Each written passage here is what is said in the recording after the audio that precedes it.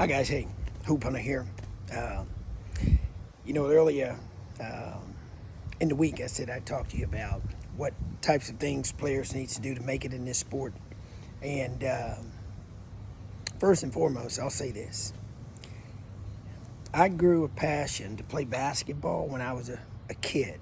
And back then there was no sports ESPN or anything like that. And I think the way the information you guys have and the footage you guys have today is phenomenal. Matter of fact, I think it's overload to the point to that most players just take it for granted.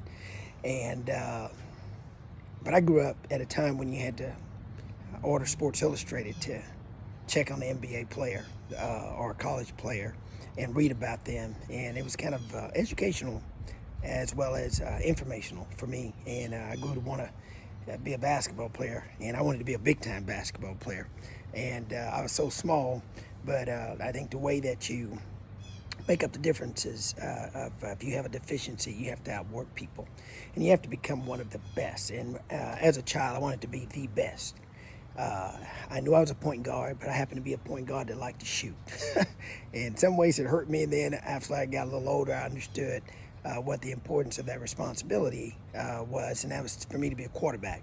And actually, the game has changed over the years too, though. And now point guards are expected to score. So I don't know if I had something to do with bringing that to the court or not. But I will say this: before you can play this game and really get good at it, you have to have really, really good fundamentals. And I think people take that for granted, and I find too often people trying to skip over that process. And you have to have good offensive and defensive fundamentals. Like you have to know how to dribble, pass, and shoot. Dribble with either hand with your head up, and being able to advance your sight.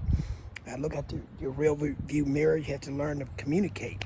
I think that passing is the most underrated skill in the game today, but you have to learn how to make good passes with the right hands at the right times. Bounce passes, lob passes, no-look pass, fake passes, handoffs. You got so many different elements of the game, and I think that when you're a young player, it's very, very, very important to that you learn those things and you take your time and until you can nail it. As a young player, I practiced a lot more than most people practice today, and it was because I had a passion and love for the game. I'd go to school and I'd get out of class. First thing I'd do, come home, eat a sandwich, and do my homework, and I'm headed to the gym. And that was a day-to-day thing. And I always say that the more you practice, the more you play, the better you get. And it's called a combo platter. And but I think young players don't do enough of watching the game to understand the different facets of the game. As a child, I enjoyed up-tempo, but I also enjoyed a passing game. I learned to enjoy that because it's another element of the game. And I think to go real far in this game, you have to learn to be disciplined. So what does that mean? It means no matter how good you are, no matter how talented you are, no matter how athletic you are, or skilled that you are, you have to be disciplined. And I think the number one thing is you have to be coachable. Now, when I was a kid, I was coachable. I was considered the coach's pet. And so for those of you who have animals and you are an animal lover, you know what that means. And so I basically did everything the coaches asked me to do, and I did it with a glad heart, a whole heart. And I would beat them getting out of their car to open the door to the gym. I wanted their keys. I would want to sweep the floor before we hit the court. How many of you have swept the floor, gym floor? I always say if you're an athlete, 7th grade and on, and you've never swept a gym floor, shame on you. All right, so you need to go back and ask coach to allow you to sweep the floor.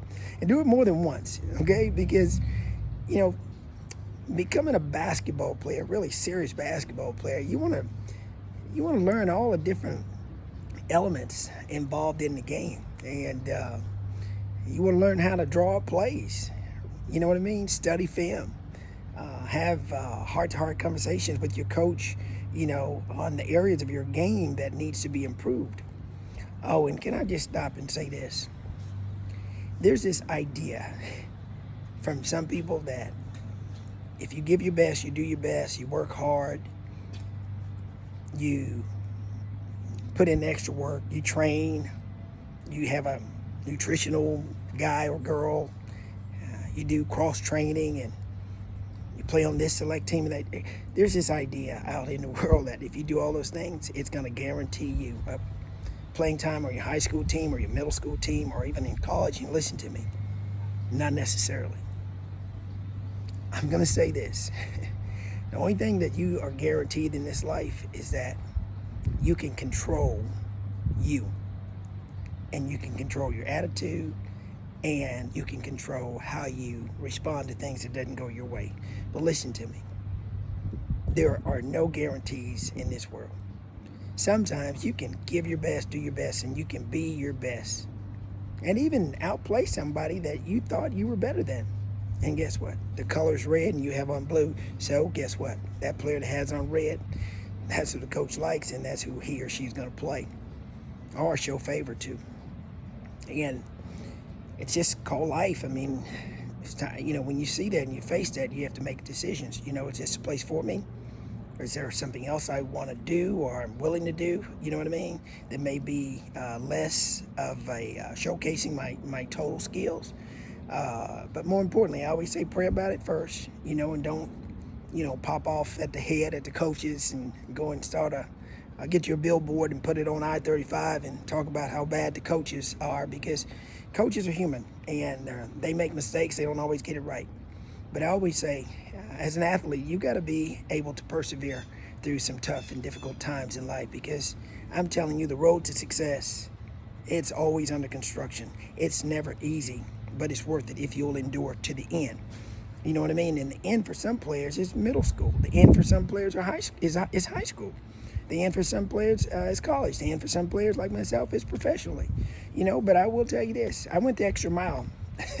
I learned to run what most people call suicide. I renamed it fun runs. If you want to get in shape, you run fun runs, 8 to 10 on your own regularly. And you'll be explosive.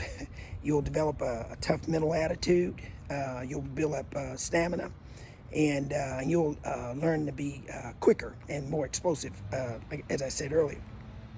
But you have to have personal self-drive. And a lot of people don't have that personal self-drive. There's got to always be somebody in the gym with you.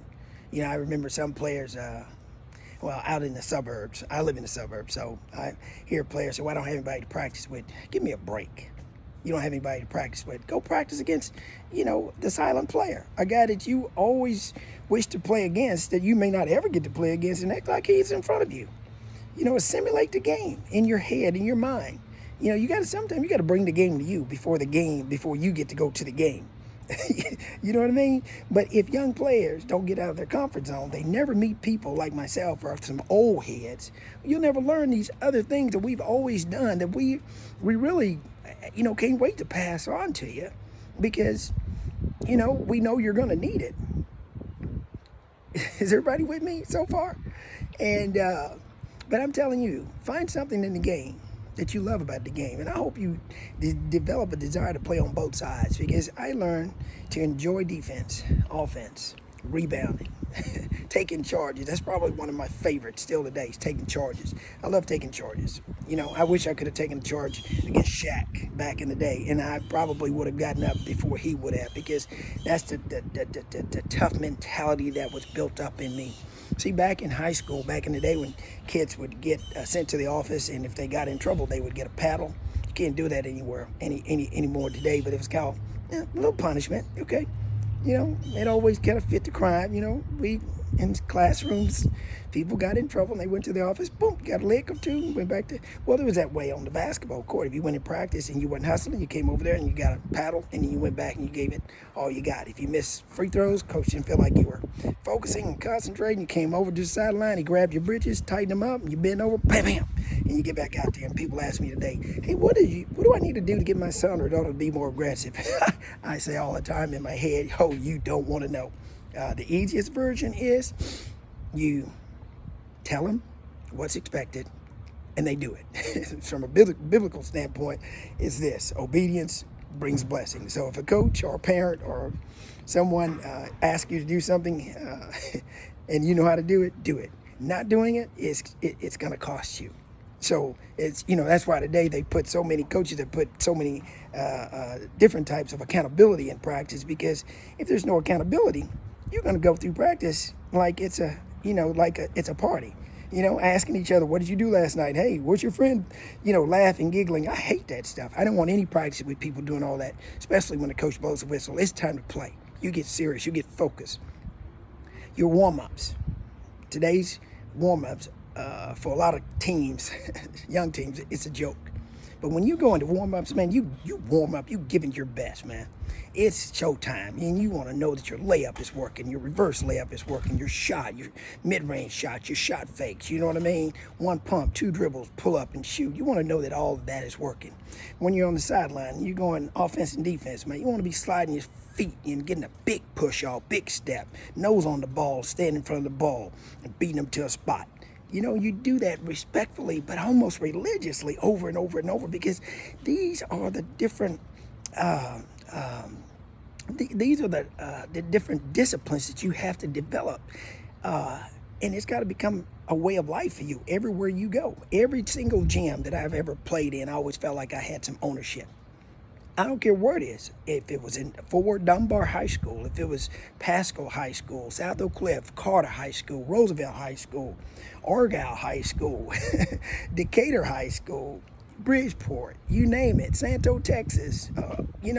I don't care. Wherever I've gone, Flower Mound Marcus, Flower Mound, Louisville High School, Denton High School, I've always walked in all of those gyms throughout the years, and I felt like I had some ownership in that, because I paid a price and I paid my dues to, you know what I mean, to go in there and feel like that rim, that court, that backboard is mine.